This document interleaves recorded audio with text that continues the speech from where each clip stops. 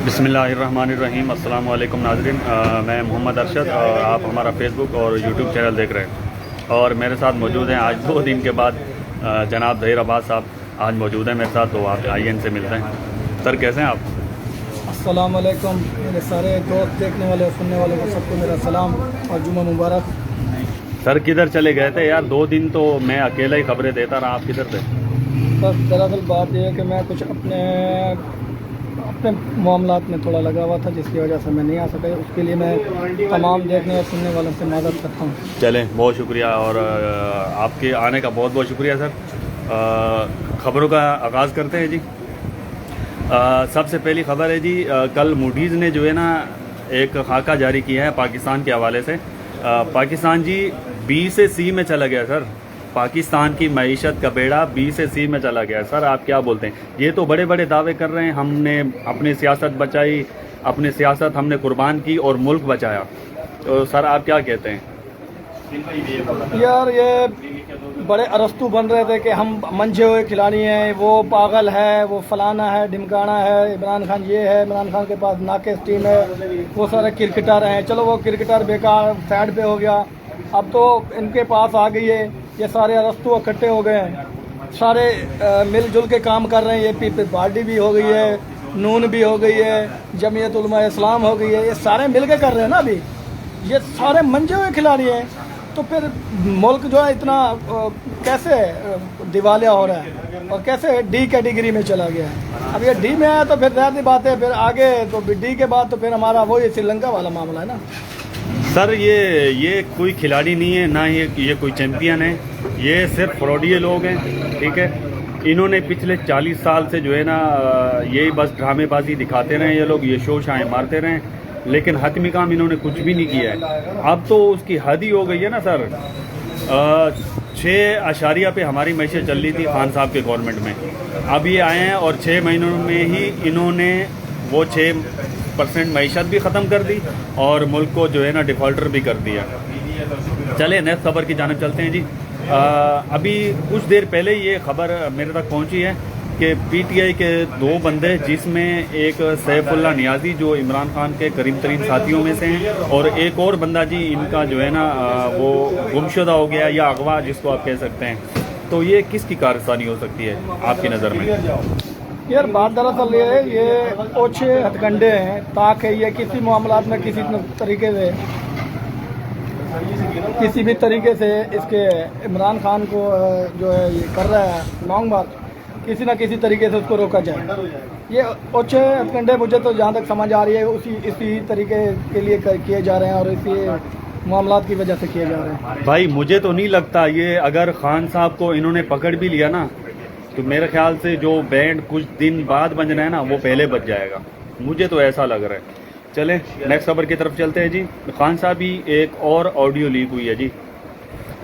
वो खान साहब उसमें ये बातें कर रहे हैं कि ये जिन दिनों में ये करारदाद पेश हुई थी खान साहब के खिलाफ कौमी असम्बली में, तो उन दिनों की ये कोई ऑडियो है इनके बकौल। मतलब जो ऑडियो जिसने लीक की है वो ये कहना चाह रहा है कि ये उन दिनों की ऑडियो है, और जिसमें उसने मुख्तलिफ कट्स लगा के साफ पता चल रहा है कि उसको कुछ 4-5 जगहों से एडिट किया गया है।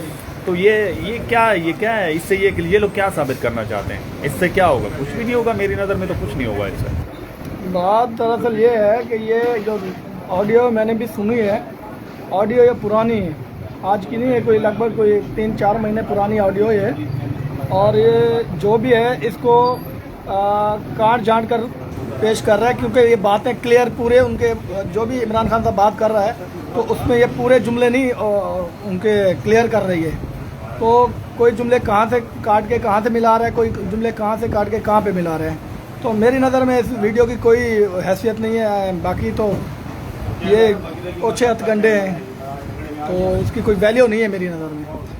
ख्वाजा साद रफ़ीक ने आज ही एक बयान दिया है कि आप अगर लॉन्ग मार्च करते हैं तो 1 साल रह गया इस गवर्नमेंट को, और आप लॉन्ग मार्च करते हैं और आपके इस लॉन्ग मार्च की वजह से अगर किसी और ताकत ने टेक ओवर किया सिस्टम के ऊपर तो उससे आपको हाथ में भी कुछ नहीं आएगा और 11 साल के लिए फिर सब कुछ भूल जाए।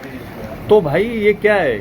ये लोग मार्शल लॉ को समझते क्या है भाई? इससे पहले जो भी मार्शल लॉ पाकिस्तान में लगते रहे ना, वो हालात ऐसे थे कि एस्टेब्लिशमेंट के पास इनके अलावा और कोई ऑप्शन नहीं होता था। वो तब जो है ना मार्शल लॉ वो लगाती थी एस्टेब्लिशमेंट। भाई उस वक्त भी लोग जो है ना इनको छोड़ के उसी फौज को ही पसंद करते थे। लेकिन कहने का मतलब ये कि उस वक्त भी अवाम इनको पसंद नहीं करती थी जब मार्शल लॉ लगते थे।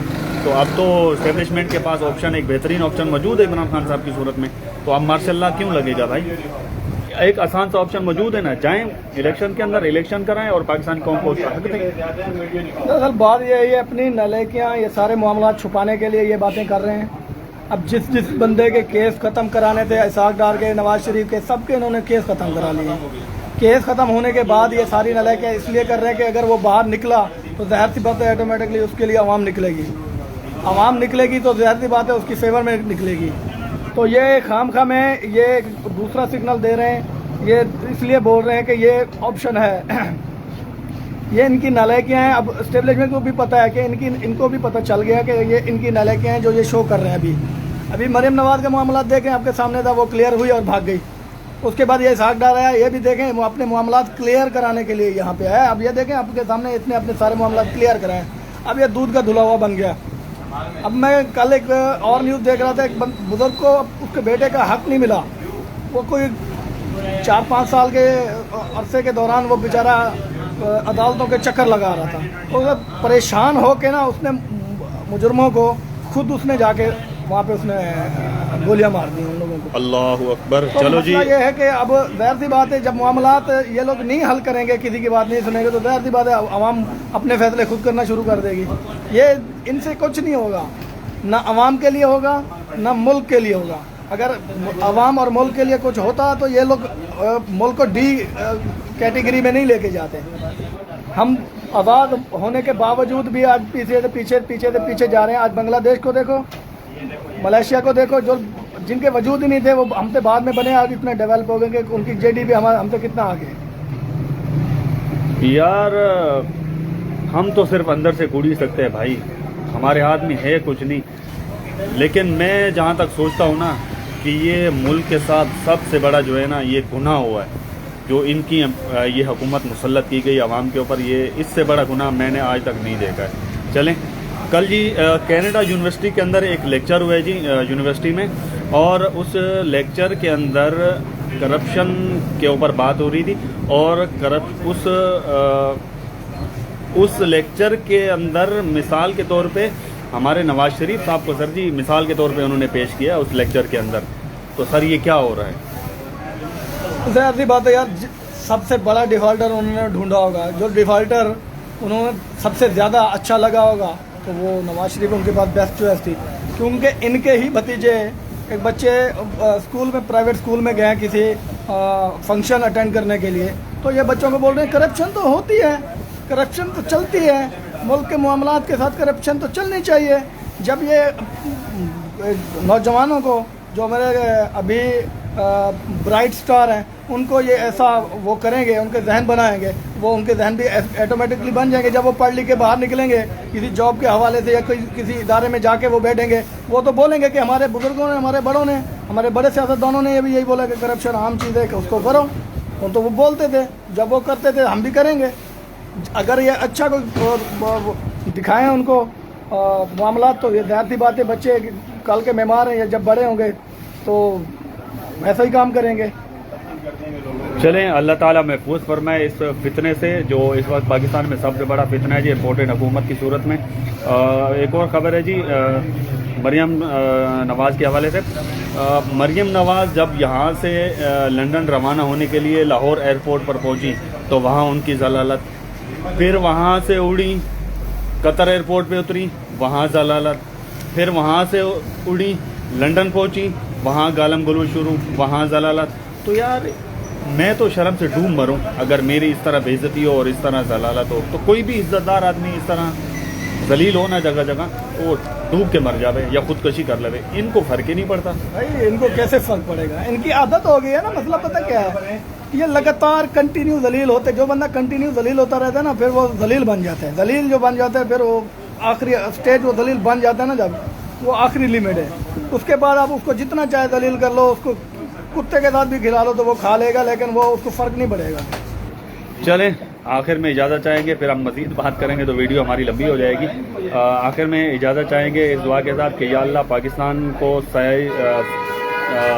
इनसे महफूज फरमा, इनके शर फितने से, और ये हमारे पाकिस्तान में इस वक्त जो सबसे बड़ा फितना PDM की सूरत में मौजूद है, इससे हमें निजात दे। पाकिस्तान जिंदाबाद, पाक आर्मी पाइंदाबाद। अस्सलाम वालेकुम।